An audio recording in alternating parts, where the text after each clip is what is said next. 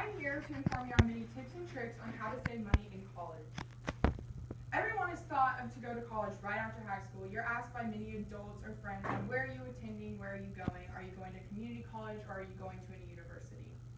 Well, there's always the options. According to Tufts University, it costs about $16,000 to go for 1 year to a community college, or about $23,000 1 year for a 4-year college. That's including your room, your board, your tuition, your books, and your other living expenses, but not everything.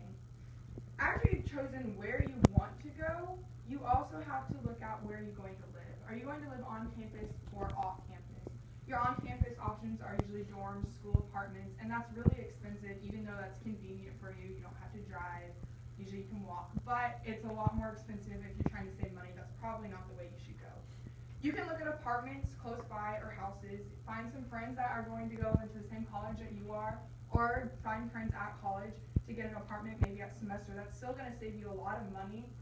You're splitting the cost of not only just rent, you're splitting the costs of groceries, of stuff you're going to be using like toiletries, anything that you're cutting in half or fourths or anything depending on how many roommates. And when you're in college, you're not that picky. If you're not trying to spend money, you can live with quite a few people.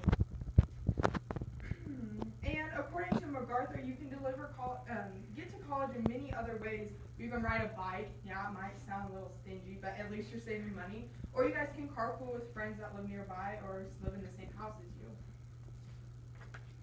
Another thing, once you've been enrolled in your classes, you have books. I have up here some of mine. When you get enrolled, they either have, I have required books, so you should probably go out and get those, but don't jump to your school book store, because books cost about $50 to $200 a book for some, and some classes you're not even going to look inside your book. Maybe you're going to take a peek a couple times.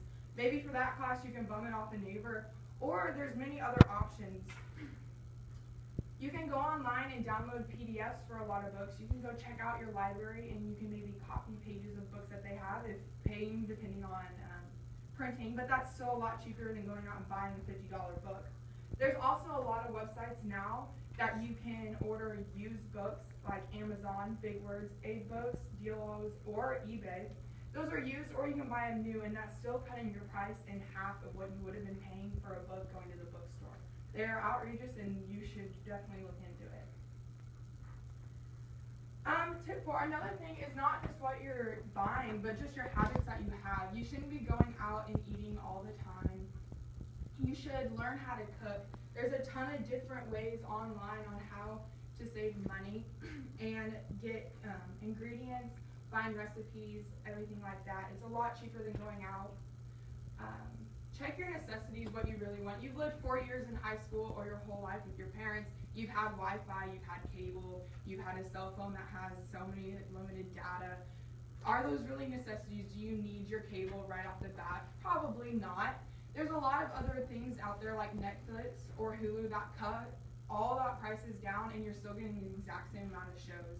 Your Wi-Fi you don't have to have right away. You can go to your public library and get Wi-Fi. Go to a friend's house that has Wi-Fi. Go to school. You probably don't need it right off at your house or your dorm. A lot of dorms do have them, but if you are going to live in an apartment, you shouldn't get it right when you move in. It's probably not something you need to spend money on.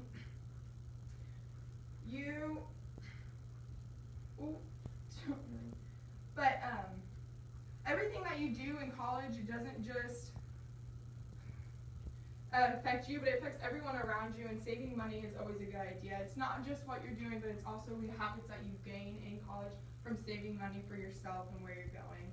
But I hope that you take these into consideration and use those when you go to college. That was like